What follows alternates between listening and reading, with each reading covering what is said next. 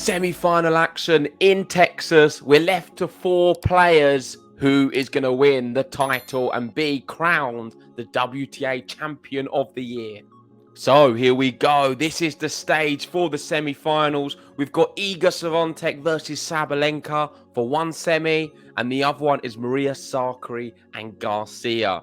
And if I'm totally honest, the real surprise for me is seeing Sakkari and Garcia. I really did not anticipate both of them getting out of that group. I thought Pegula would have been a little bit too strong. However, Garcia was the real surprise package. She looked amazing. She got the opportunity to play Iga in her group. And I felt like that one could have been a final before a final. It was electric. It lived up to the bill. However, Iga was too strong on the day. I mean, we could potentially yet see that as the final. But let's go through these 2 semis. And I've got a few stats to share. So we've got Opta Ace here saying only Justine Henin in 2007 has won the group, dropping fewest games in the round robin at WTA Finals since the current format was reintroduced in 2003. Then Iga Swiatek this season, 13. An absolute tornado. And you can see here the overall leaderboard. She's only dropped 13 games in the round robin format. That is remarkable. And it just shows she's going into this semi-final in hot form. I mean, when you've got someone like a Serena Williams never ever doing it in 13 games, I think that just speaks volumes. The next one here is also about Iga, bit of a theme with these tweets, and this is Iga has scored 22 bagels in 2022. Of course, her last bagel coming last night against Coco Gauff. And just a little bit about Coco Gauff, because I know I did big her up quite a bit.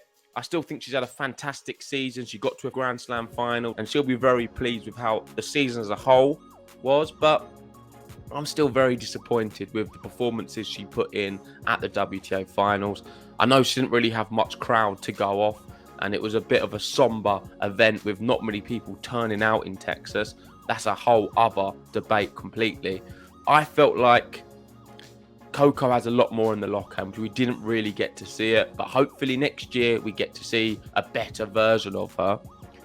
The next one's for Caroline Garcia, and she is the 3rd French player to reach the semi-finals at her first 2 WTA final appearances, after Francois Deur in 1972 and 1973, and Mary Pierce 93-94. So that's brilliant for her. She's flying the flag for the French at the moment. We know Paris is also going on, and Gilles Simon's last event.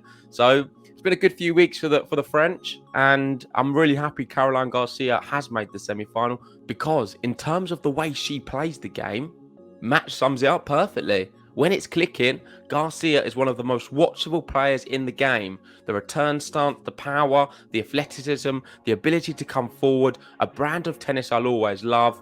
Will it carry her through to the WTA semi-finals? Yes, it does, Matt. And she's into the semis. And I agree with every single bit of that tweet, because she is really exciting to watch. And something which probably isn't mentioned is on her second serve return, she really does attack it. And you see her so inside the court. And I think that's quite fascinating and interesting to watch. And hopefully the crowd really get behind it. Related to the 2 semi-finals, let's look at the Garcia-Sakkari one first. Caroline Garcia does lead the head-to-head 2-love. The pair met at a WTA 1000 event with the gap of 5 years. The French woman won the semi-finals in 2017, Wuhan 6-3, 6-2, and the second round of Cincinnati this year, 7-6, 6-7, 6-1. As a qualifier, and went on to win the title on both instances. So based off this, you've got to be looking at Garcia as a real favourite. On to the next one, we've got Iga leading the head-to-head against Sabalenka 4-1.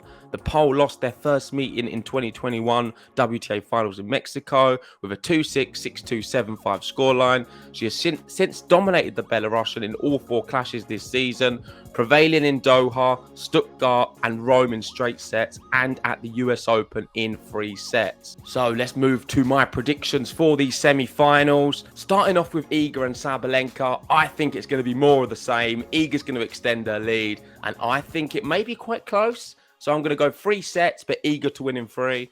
With regards to the other semi-final, I think this is also going to be very competitive, but I'm also favouring the head-to-head, and I think Garcia is going to continue to extend that lead, and Sakkari has the nickname, Ben's been giving it to her, semi-final Sakkari. I really fear for her, and I think we're going to see semi-final Sakkari yet again, and Garcia is going to come through this one in 2 very tight sets, maybe 2 tie breaks. So that is my prediction for both of these semis. Let me know in the comment section, what do you guys think at home? And of course, make sure to join us for the matches live. They're gonna be epic. But anyway, enough from me. Thank you so much for tuning in. If you haven't already, hit the like button, subscribe if you're new, and we'll see you for the matches later on.